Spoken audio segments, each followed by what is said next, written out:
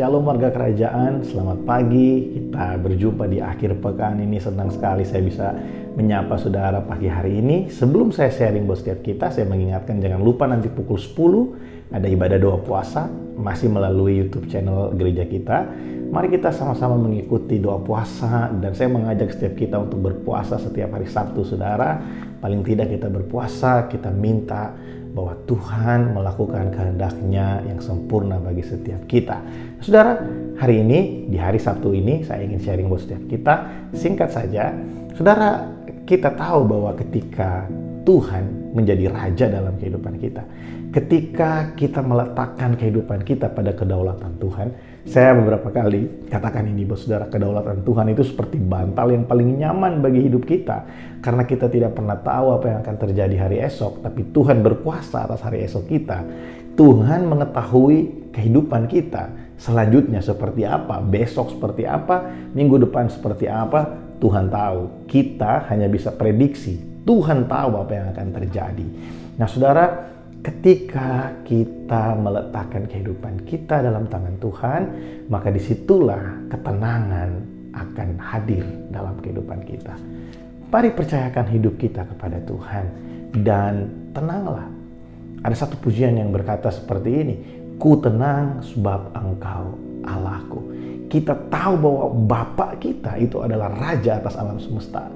Apa yang dapat mengagetkan kita? Apa yang dapat membuat kita khawatir? Kalau Bapa kita adalah Raja dari alam semesta. Amsal pasal yang ke-14, ayat yang ke-30 dalam terjemahan baru bahasa Indonesia dikatakan seperti ini. Hati yang tenang menyembuhkan tubuh, tetapi iri hati membusukkan tulang. Saudara, kadang-kala yang membuat kita sulit terlepas dari kelemahan itu adalah karena ketidaktenangan.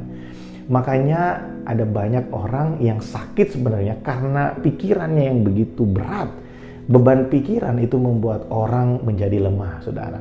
Di masa-masa COVID ini, ketika kita stres, saudara, itu adalah saat yang paling bahaya karena kita sangat gampang sekali terserang virus. Daya tahan tubuh kita lemah. Tapi kalau kita ada dalam ketenangan, kita tenang bukan karena kita cuek, kita tenang karena kita tahu apapun yang terjadi, kita tidak sendirian. Tuhan menyediakan yang terbaik bagi kita di depan sana. Sekalipun keadaan hari ini mungkin sepertinya tidak menunjukkan sesuatu yang baik, tapi kita percaya rencana Allah bagi anak-anaknya adalah rencana kebaikan. Ketenangan itu akan menyembuhkan hidup kita. Saudara, tidak ada yang lebih menyenangkan, yang lebih menenangkan bagi kita selain ketika kita memiliki satu kepastian akan hari esok. Nah, firman Tuhan memberikan kita kepastian bahwa Tuhan mengetahui rancangan-rancangan apa yang ada padanya mengenai kita. Bukan rancangan kecelakaan, tapi rancangan damai sejahtera, memberikan kepada kita hari depan yang penuh dengan pengharapan. Saudara, pengharapan itu sangat perlu sekali hari-hari ini. Orang boleh banyak tahu, tapi kalau mereka tidak punya pengharapan, maka segala pengetahuan itu tidak ada gunanya. Tapi kita mungkin hanya tahu sedikit, tapi kita punya pengharapan yang pasti di dalam Tuhan bahwa firman-Nya ya dan amin. Makanya dikatakan di sana, hati yang tenang menyembuhkan tubuh, tetapi iri hati membusukkan tulang.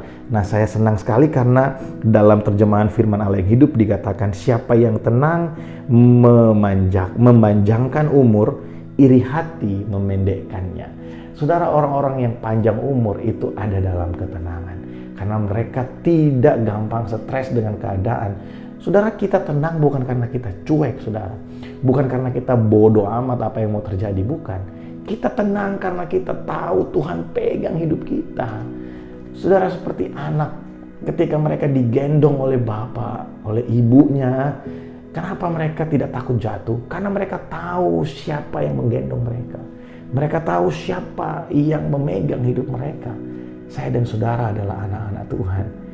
Kalau kita tahu siapa yang berkuasa memegang hidup kita, maka kita mampu memiliki ketenangan karena kita tahu tangan kuat yang memegang kita, tangan Allah kita yang hidup. Amin, saudara. Mari akhir pekan ini saya juga mengingatkan, mengajak setiap kita, mari beribadah bersama-sama esok dalam ibadah raya. Saya yakin dan percaya setiap kita akan menerima berkat yang luar biasa dari Tuhan. Mari kita berdoa. Terima kasih buat hari ini, kami bersyukur buat kasih setia Tuhan yang besar dan ajaib buat setiap kami. Berkat-Mu ya Tuhan bagi setiap kami anak-anak-Mu, biar kami menikmati yang baik bersama-sama dengan keluarga dan orang-orang kami kasihi di akhir pekan ini. Terima kasih Tuhan, bagi-Mu segala pujian, hormat, dan kuasa. Terima kasih Tuhan. Dalam nama Yesus, berkat-Mu atas setiap kami. Amin.